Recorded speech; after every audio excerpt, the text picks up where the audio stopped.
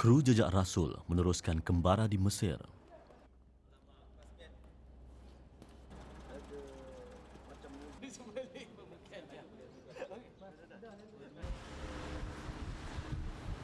Sembilan setengah pagi, agak dingin berbanding hari sebelumnya. Di Mesir, suhu kerap berubah ketika musim luruh. Kami menuju Uskur di selatan Kahirah. Selepas 2 jam perjalanan, suhu bertukar panas mencecah 32 darjah Celsius. Mesir menerima sedikit hujan sepanjang tahun. Kebanyakan kawasannya kontang. Namun, Allah menganugerahkan Mesir dengan sungai Nil yang membawa bersamanya air untuk tanaman dan ternakan.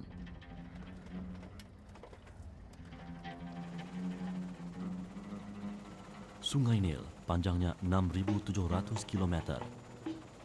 Ia adalah sungai terpanjang di dunia, merentasi Tanzania, Rwanda, Burundi, Kenya, Uganda, Habsyah, Sudan dan Mesir. Sungai Nil, sumber utama air Mesir, mengairi kawasan seluas 23,000 km persegi. Tamadun Mesir purba berkembang di kawasan subur sekitar Sungai Nil ini. Suatu ketika dahulu, pemerintah kawasan subur ini pernah mendakwa Sungai Nil adalah ciptaannya. Fir'aun mengaku dialah pencipta Sungai Nil. Fir'aun mengaku dirinya Tuhan. Apabila Rasul yang diutuskan kepada Fir'aun berkata, Allah adalah pencipta alam, maka jawablah Fir'aun seperti tersebut dalam Al-Quran surah Asy-Syu'ara ayat 27 yang bermaksud, Fir'aun berkata kepada orang-orangnya, sebenarnya Rasul yang diutuskan kepada kamu ini sungguh gila.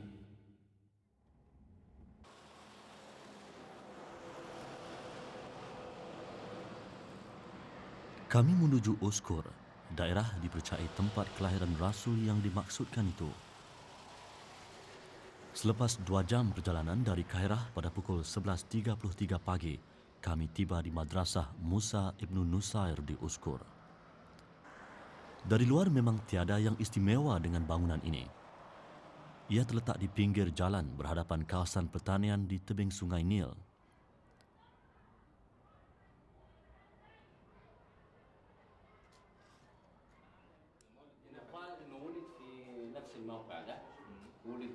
Kami bertemu Jamal Rashid Muhammad Musa, mudir atau pengetua madrasah.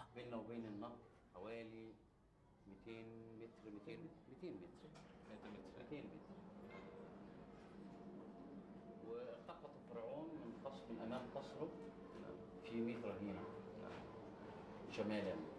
kurang 200 meter daripada sini, mak dia letak ke laut dan Firaun dia pungut dia. Dia di sebelah utara sana, tempat istana Firaun tadi, tempat dia cakap. Dia kata dia dilahirkan di sini dan mak dia masukkan dalam bekas. Lahirkan di sini tu di mana di sini? Dan tempat juga dia bawa tempat. Baik. Jangan ambil gambar tolong. Menurut Jamal Rashid dan penduduk tempatan, di kawasan inilah tempat Nabi Musa alaihissalam dilahirkan. Perigi ini dikatakan pernah digunakan ibu Nabi Musa, Yukabat, selepas melahirkan anaknya. Tanah berdebu ini suatu ketika dahulu di bawah pemerintahan Fir'aun. Fir'aun bermimpi lontaran api yang terbit dari arah Baitul Maqdis meluncur ke Mesir lalu membakar diri dan kerajaannya.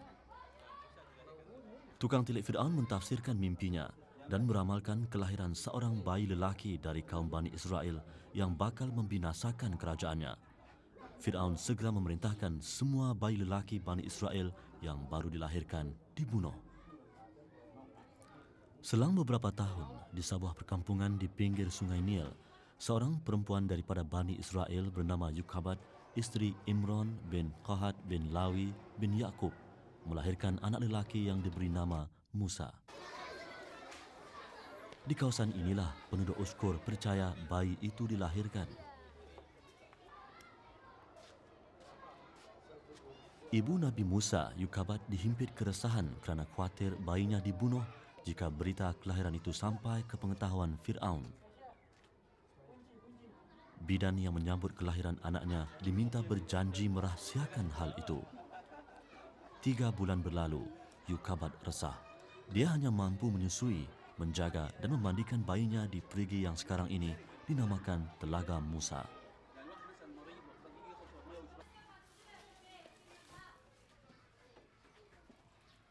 Mungkin ada mempertikaikan kesahihan dakwaan penduduk Uskur bahawa di kawasan inilah Nabi Musa dilahirkan. Sebagai pengembara, kami cuma mencatat cerita masyarakat tempatan dan hubung kait mereka dengan Rasul utusan Allah. Apa yang pasti, penduduk di sini menghormati para Rasul utusan Allah. Mereka dengan besar hati menunjukkan kepada kami kesan masjid lama bersebelahan Madrasah Musa Ibn Nusar sebagai bukti Islam telah lama bertapak di sini.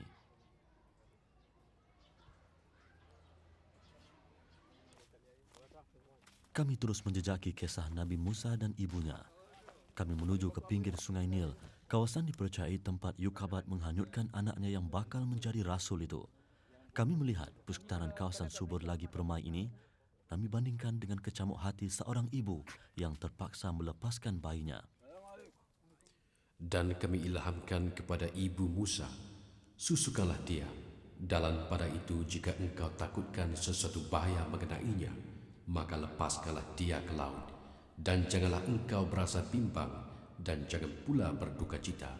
Sesungguhnya kami akan mengembalikannya kepadamu dan kami akan melantiknya menjadi salah seorang dari rasul-rasul kami. Sesungguhnya tiada yang mustahil bagi Allah.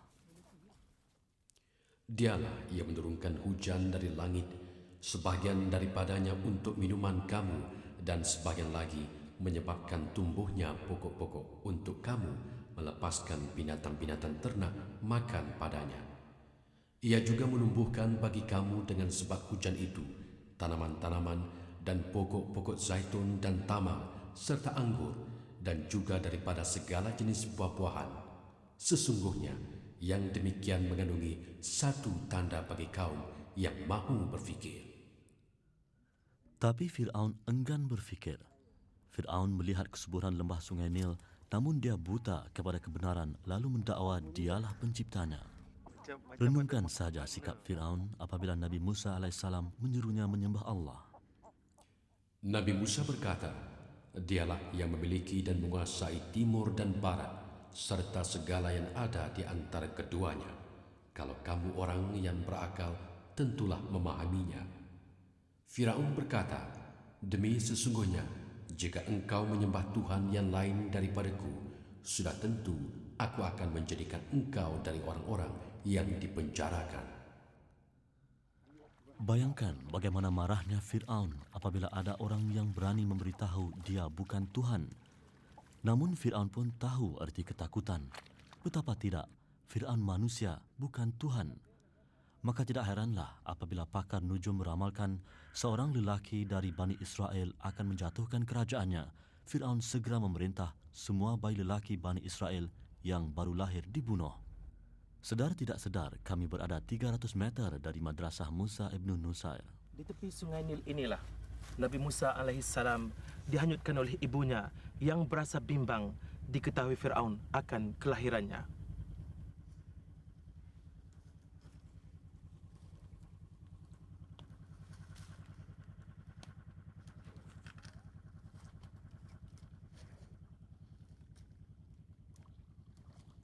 Setibanya di tebing Sungai Nil, Yukabat pun meletakkan peti yang berisi anak kesayangannya di tepi sungai. Yukabat menatap wajah anaknya yang cuma sempat bermanja sekadar waktu dengannya dan terus melepaskan peti itu. Hati ibu mana yang tidak luruh melakukan semua ini kepada darah dagingnya sendiri? Apakah hikmat di sebalik ilham Allah kepada ibu Nabi Musa supaya melepaskan anaknya itu? Ibu Musa tidak tahu apa akan terjadi pada anaknya. Sungai Nil panjang dan seorang bayi terapung-apung di atasnya. Apa saja boleh berlaku, namun Allah Maha Berkuasa. Sesungguhnya keadaan kekuasaannya apabila ia menghendaki adanya sesuatu, hanyalah ia berfirman kepada benda itu, jadilah engkau, maka ia terus menjadi. Kami menghayati persekitaran Sungai Nil. Kami berasa senang dengan keindahannya. Teratai terapung dan hanyut. Kawasan ini permai. Tanahnya hitam dan subur. Sungai Nil membisik sepi. Alirannya longlai. Teratai terapung dan sesekali perahu nelayan menghampiri. Angin sepoi berhembus menyamankan terik mentari.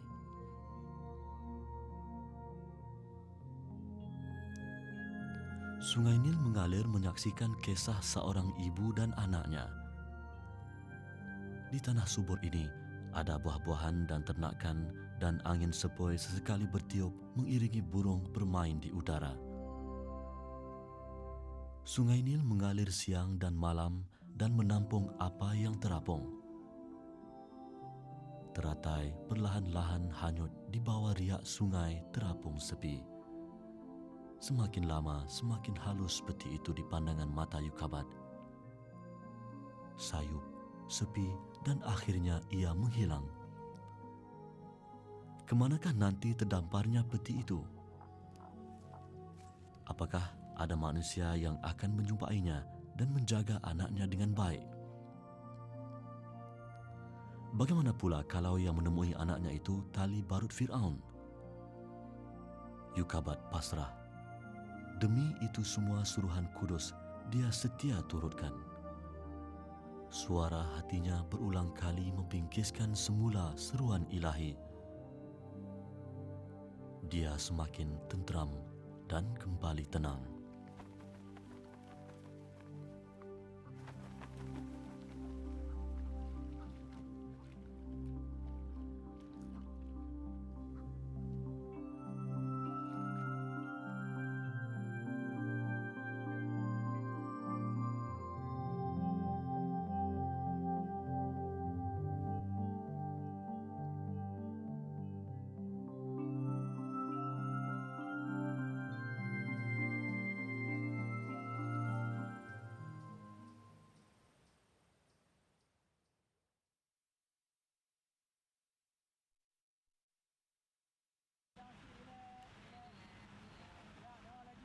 Sungai Nil yang mengalir ke Laut Mediterranean di utara Kahirah membentuk tanah pertanian subur yang begitu luas, membekal hasil pertanian yang mencukupi kepada Mesir.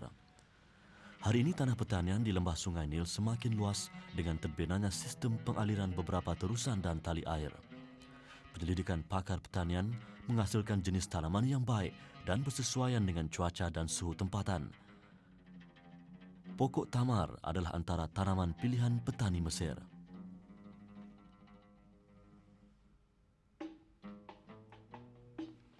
Buah tamar atau kurma adalah bahan dagangan penting sejak berzaman lagi. Buah tamar masak pada lewat musim panas dan awal musim luruh. Ia bukan sahaja memberi sumber tenaga yang tinggi lagi segar, malah mudah disimpan dan diangkut apabila dikeringkan. Pokok tamar atau Phoenix dactylifera mengambil masa 5 tahun untuk berbuah. Allah memilih buah tamar sebagai makanan Siti Maryam ketika melahirkan Nabi Isa alaihissalam. Al-Quran menceritakan kisah itu dalam surah Maryam ayat 25. Maryam diperintahkan oleh Allah supaya menggegarkan batang pokok tamar yang buahnya sedang ranum. Lalu buah-buah tersebut berguguran menjadi makanan beliau.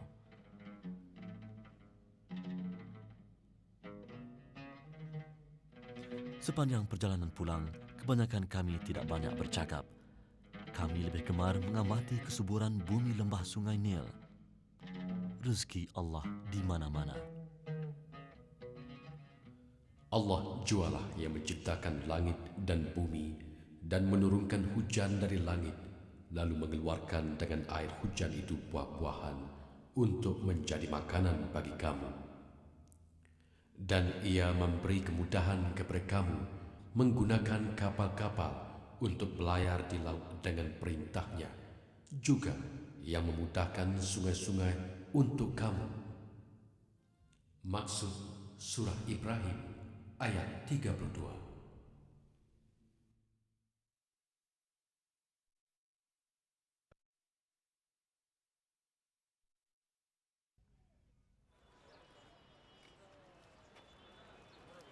Pada keesokan harinya, kami ke Muzium Tahrir di tengah kota raya Kahirah.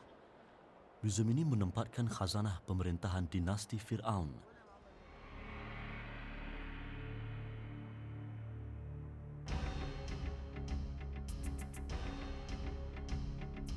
Umat yang hidup pada zaman Fir'aun mencapai kegemilangan dari segi seni, sains dan teknologi. Semua ini menyebabkan Fir'aun lupa daratan. Fir'aun ketika zaman Nabi Musa memandang hina utusan Allah itu. Dan Firaun pula menyeru kepada kaumnya. Katanya, "Wahai kaumku, bukankah kerajaan negeri Mesir ini akulah yang menguasainya dan sungai-sungai ini mengalir di bawahku? Tidakkah kamu melihatnya? Maka sepatutnya ia dipakaikan gelang-gelang emas atau datang malaikat bersama-sama dengannya." Menurut adat zaman Fir'aun, apabila seseorang dilantik menjadi ketua, mereka dipakaikan gelang-gelang emas di tangan dan kalung di leher. Nabi Musa tidak memakai gelang emas dan kalung, maka Fir'aun menganggap Nabi Musa tidak setaraf dengannya. Fir'aun menganggap dirinya jelmaan Horus, Tuhan yang dikatakan berkepalakan helang atau falcon. Bagaimanapun sejak dinasti kelima Fir'aun, iaitu pada tahun 2494 hingga 2345 sebelum Masehi, Fir'aun menganggap dirinya anak kepada Tuhan Matahari, Re. Apabila Fir'aun mati, rakyat Mesir purba percaya Fir'aun menjadi Tuhan bernama Osiris dan menyertai tuhan-tuhan lain menurut kepercayaan mereka dalam kehidupan selepas mati. Rakyat Mesir purba mempercayai Fir'aun mempunyai kuasa luar biasa. Fir'aun menggunakan tukang sihir dan tukang tenung untuk memperkuatkan tanggapan palsu itu. Pertarungan antara tukang-tukang sihir Fir'aun dan Nabi Musa alaihissalam seperti diceritakan dalam Al-Quran menjadi bukti. Adalah dipercayai kuasa kerohanian yang sangat berpengaruh ini dijadikan suatu senjata istimewa dalam mempengaruhi rakyat membina bangunan-bangunan raksasa. Mereka percaya pengorbanan mereka kepada Fir'aun akan dibalas dengan keistimewaan selepas mati.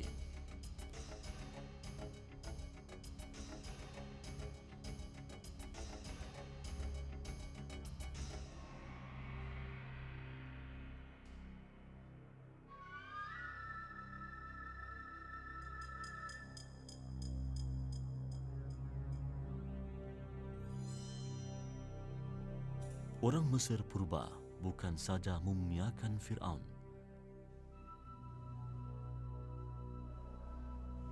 Binatang juga diawit untuk mengiringi mayat Fir'aun.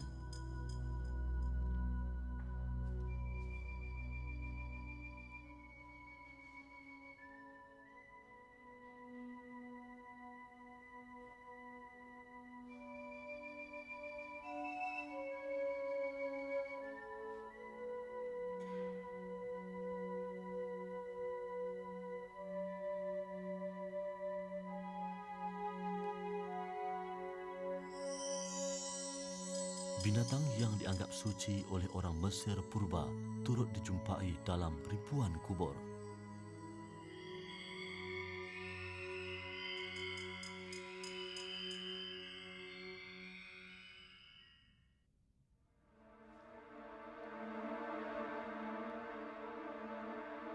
Mumia Ramses II dan beberapa mumia lain ditempatkan di sebuah bilik khas di tingkat atas Muzium Tahrir yang dijaga rapi.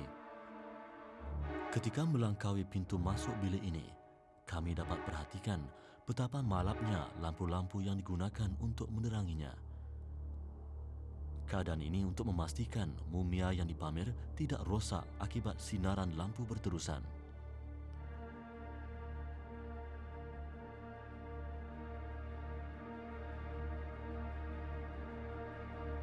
Mumia ini sentiasa diperiksa supaya ia tahan lama.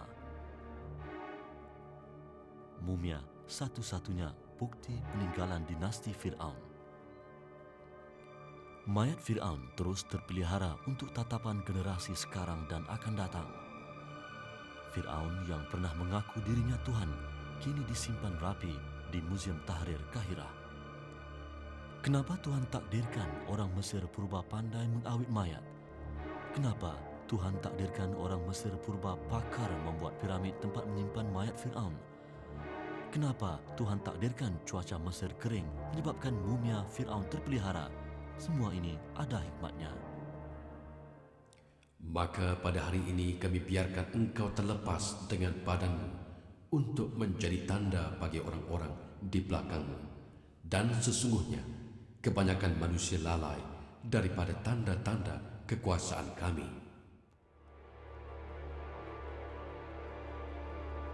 Walaupun kerajaan Fir'aun telah berlalu ribuan tahun, namun tinggalannya tetap menjadi tontonan dan iktibar.